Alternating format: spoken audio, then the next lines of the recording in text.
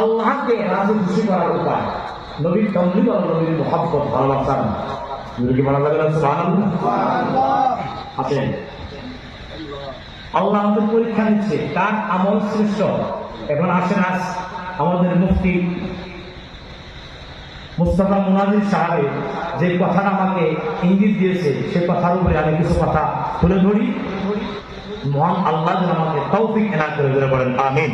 আমিন। আরো ধরে বলেন আমিন। আমিন। আমাদের শ্রেষ্ঠ আমলগুলো আল্লাহ পরীক্ষা নিচ্ছে, ঠিক না? এখন আছেন আমলের ভিতরে একটা আমল হলো বাবা মার খেদমত। যদি বলা যাবে না সুবহানাল্লাহ। বাবা মার খেদমত।